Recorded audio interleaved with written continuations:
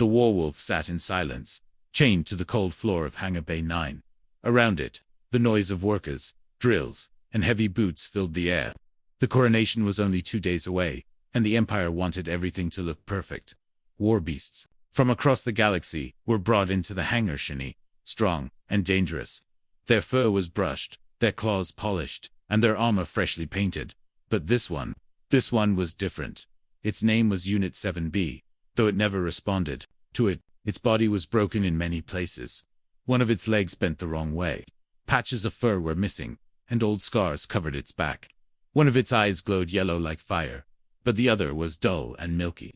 It looked like it had survived 1,000 battles and barely made it out alive. The Emperor of the Zarathi Dominion, Kiltha, arrived to inspect his beasts. He wore long robes, jewels glowing on his hands.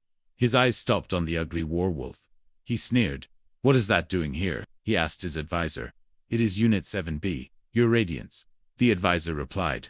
"It once fought at Trinosik, the life of the last emperor, during an ambush." "Ugly," the emperor said, cutting him off. "Disgusting. I don't want it anywhere near the arena. Kill it." The advisor bowed, but his hand shook. Everyone in the hangar had heard the stories. This beast, ugly or not, had once ripped through enemy soldiers like paper. It had pulled the former emperor from a burning tank and carried him 5 miles across warfields. But that didn't matter to the new emperor. It looked wrong, so it had to die. Near the fuel rig, a young human mechanic was watching. His name was Jin Ho. He was short, wore a dirty gray uniform, and had a tool belt around his waist. His black hair was tied back, and his hands were covered in oil. He stepped forward. "Wait." The advisor turned, surprised. "Who are you?" "I'm Jin Ho," the man said calmly. "Mechanic. Level 2 certified. Civilian division." "This is not your place. Human, I'm not talking to the Emperor. I'm talking to you. Did he say to kill that beast?" "Yes." "You will not speak again." "I wanted you," said Dot. The hangar went quiet. Kilther turned, raising an eyebrow. "You want that thing?" Jinho nodded. "I fix broken machines. I've seen worse." "You'll regret it," the Emperor said with a smirk. "It'll kill you in your sleep." "Maybe," Jinho said, walking toward the beast. "But I doubt it." The Emperor lost interest and walked away. The hangar slowly emptied, leaving Jinho alone with the chained werewolf. He knelt down near it, just out of reach. The beast didn't move, didn't growl. It just stared at him with that one good eye. "They think you're useless," Jinho whispered. "But I see you. You're not done yet." For 3 days, Jinho worked in an old storage bay deep under the hangars. He fixed Kuhn's bent leg, removed spikes from behind his ears, and cleaned infected wounds. He named the beast Kuhn, meaning big one in his language. Kuhn never barked or attacked. He just watched, calm and quiet. Jinho fed him by hand, cleaned him with slow, careful hands. Every time he worked, he spoke to Kuhn like a friend. No one visited them, no one cared. But that was fine, because Jinho had a plan, and he had a reason. His sister Haewon had been killed during a raid, ordered by this emperor, a raid that was never needed. Jinho could never fight Kelther face to face, but maybe, just maybe, this beast could. And if Kuhn didn't want to die, then neither did Jinho. The day of the trial arrived.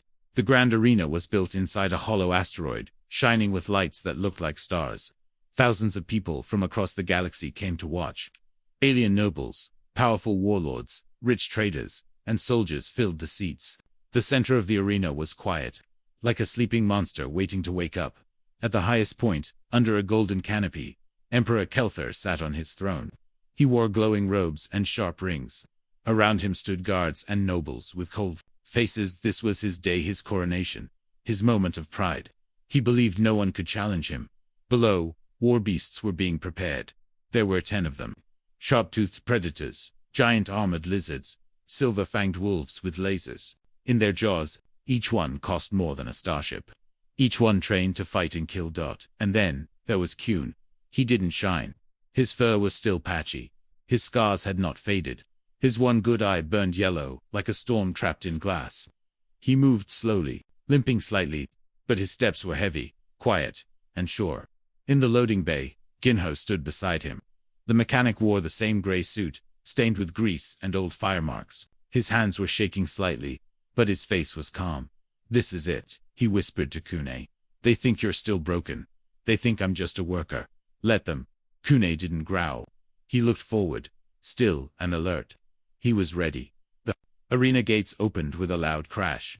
The crowd roared. The beasts charged into the center. Some were fast like lightning, some heavy like tanks. Their claws hit the ground like thunder. Dust rose. Lights blinked. Metal clashed. Kun walked. He did not roar. He did not rush. He watched the first beast to reach him. Was a red-scaled lizard with blades for arms. It jumped high, ready to slash. Kun moved slightly to the left. His broken body twisted and then snapped forward. One bite. The red beast dropped without a sound. The crowd gasped. The other beasts turned. Now they saw him. The next came in groups. A three-headed dog with acid breath, and a cyberlion with steel wings. Kun circled them. Dodged, waited, watched. He used shadows and smoke. Ducked behind stones. Moved with strange grace. He didn't waste energy. Every strike was deadly. One claw. One bite. One break. Beast after beast fell. And the cheers stopped. Silence took over in his throne. Kelthar leaned forward. His face no longer proud. His eyes were sharp, full of confusion. That beast. ... Double quotes, he whispered. It's mine. That was my wolf. Beside the Emperor, his advisor looked nervous. It was the one from Hangar 9. The ugly one. The mechanic took it. Kelthar stood. Bring me the man. Down in the arena, only to remain Kun, and the Emperor's favorite war beast. A silver warwolf, named Jorok. Big, fast, deadly. Armor on its back, spikes on its tail. Jorok attacked like lightning. Kun didn't dodge. He took the hit. He slid back, growled low, and then charged. Their bodies crashed with a sound like a falling building. Kun's teeth locked around Jorak's armored neck. Jorak roared and bit Kun's side. Blood sprayed. But Kun didn't stop. His back leg twisted, his shoulder jerked, and with a sudden burst, he flipped Jorok over and slammed him into the stone floor. Then one final bite to the throat. Jorak stopped moving, and Kun stood alone, his fur-torn face bleeding, but still, standing. The arena was silent. Then, footsteps. Ginho stepped into the arena from the side tunnel. His hands were covered in black grease. His eyes stared at the Emperor. He didn't smile. Kun walked beside him. Kelthar raised his hand. That beast is mine. Ginho didn't stop walking. No, it was yours. You threw it away. Gasps. From the crowd. You, the Emperor growled. You're a mechanic. You dare speak before an Emperor. I fix what others throw away, Ginho said, voice steady. You didn't see his worth. But I did. Kelthar stepped forward. You stole from the Dominion. No, Ginho said. I gave it a second chance. Like my sister never got. The Emperor paused. Who? You ordered a raid 2 years ago, Ginho said. My sister Haewon was a medic in the village. You destroyed. She wasn't a soldier. She wasn't armed. But your ships came anyway. Whispers rushed through the arena. She was just doing her job, Ginho said, voice low. You called it a minor mistake. You moved on, but I didn't. Kelthar stepped back slightly. Ginho placed his hand on Kun's shoulder. I didn't come for revenge. I came to show you something. What?